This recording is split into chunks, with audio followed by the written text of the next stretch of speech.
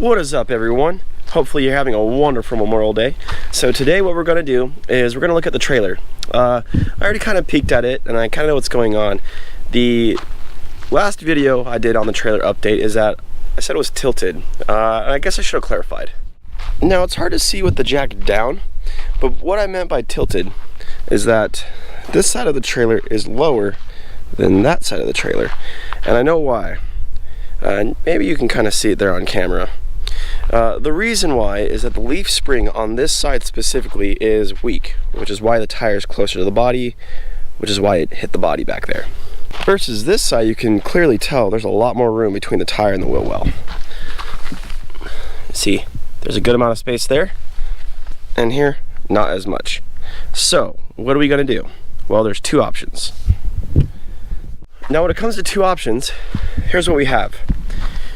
We can either buy some new leaf springs, and there are some smooth ride leaf springs out there that are longer and don't hold as much weight. These are 3,500 pound leaves, but I took the leaf pack apart to make it ride better, and it does ride better, but we have a weak leaf on one side.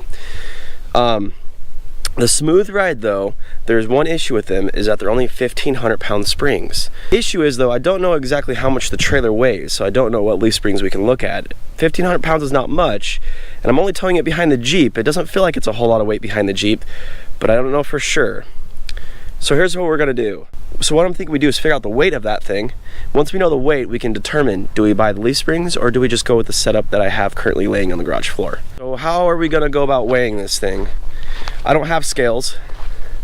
I live in an area that's nowhere near a cat scale. The closest one is an hour and a half away. So what do? There's no pilot station, no truck stop, nothing like that. How do we weigh it? Well, we don't have anything like that, but what we do have is a dump. The dump has a scale, so they can know how much trash is going in and out. So what if we hook the trailer up to the Jeep, drive the Jeep onto the scale, get a weight, and then from there, what if we take the trailer off the Jeep and weigh the Jeep separately? Then we'll know how much exactly the trailer weighs with all the gear on it. I think this is a good idea. Let's hit the trailer up to the Jeep and let's get to this. See if it works. I'm not really sure this is gonna work or not. Let's try.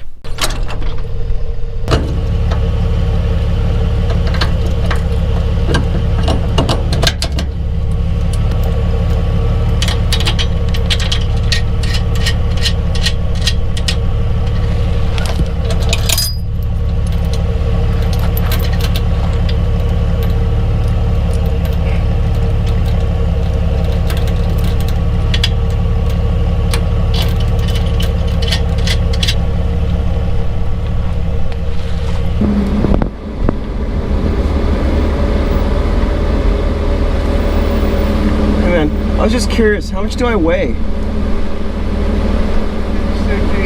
5680. 4,500. 4,500? Cool. Thanks, boss. I appreciate it. You have a good one. So 4,500 pounds. Let's go hitch the Jeep, the trailer back up and go home. Okay, so we're back from the dump. We got everything weighed. The Jeep weighs 4,500 pounds.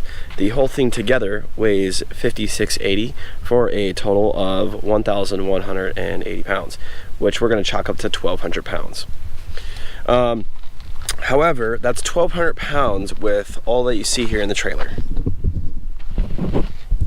Okay, so let's say that we add weight though, right? Let's say that we don't just take 10 gallons of water. Let's say we take 10 gallons of fuel in addition to what I have on the back of the Jeep because we're going for a longer trip. So we have a 1,300 pound trailer. We have 150 pounds of payload capacity, of additional payload capacity, assuming that we go with these springs that we're looking at. Okay, so here comes the issue. Let's say that we add 5 gallons of fuel, 10 gallons of fuel. We'll say we add 10 gallons of fuel. That's 70 pounds, give or take. 70 pounds subtracted from the 150, we now have 80 pounds left. And if we have more fuel, we add more water. So let's say we add 5 more gallons of water. Or let's just do 10 to make the math easy. 5 gallons of water would be like 35 pounds. We'll just do 10 gallons more water. Okay, so we added 10 gallons more of water, and now we are at capacity completely. And the thing is, how much variance do you want? Do we want the trailer to only have 150 pound payload capacity with all the camping gear? Variance, meaning it's almost at max weight all the time. Now, some will argue this is good for a smooth ride. Yes, it's very good for a smooth ride. The more weight you put on a leaf spring that's designed for, the smoother it's going to ride. And the emptier or the lighter the spring, the lighter the weight on the spring, the rougher it's going to ride. That's absolutely true. However, at max payload capacity all the time means that we can never add more safely, and eventually we're going to break the springs by doing that or wear them down. So option number 2, let's take a look at that.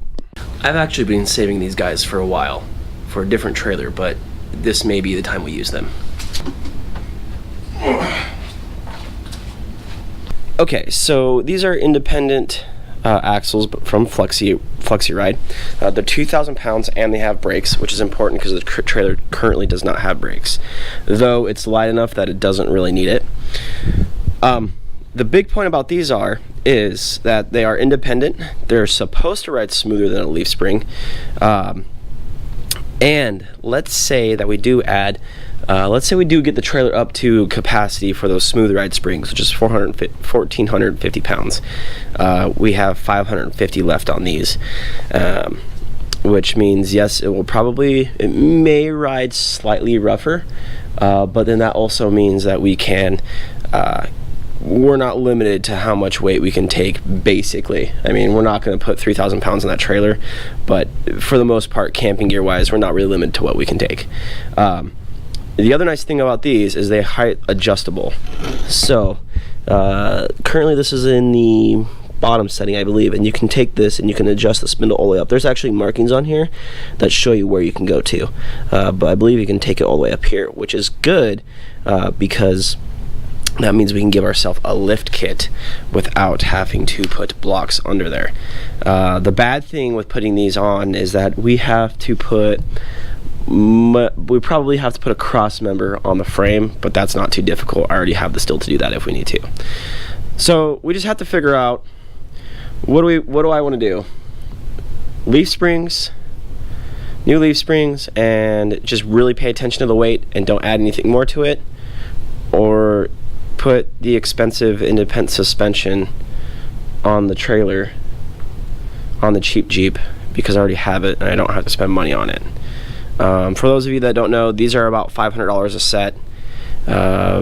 They're really not that much more expensive when you're looking at a complete axle. A complete axle with brakes is probably going to run you $200 to $300. So a few $100 more for independent suspension with brakes is not bad. You can get them without brakes. They're significantly cheaper without brakes. So that's where we're at. Anyway though, please leave a comment down below and let me know what you think we should do. Should we put the expensive independent suspension on there that I already have and don't have to buy? Or should I buy the $70 leaf springs and a $20 shackle kit and put the shackles on there and we just be really careful about how much weight we add? I don't know. I'm trying to figure that out. Let me know what you think about that. And if you like this video, please thumb up it. And if you want more videos like this, hit subscribe there. As always, thank you for watching. You guys have a good day.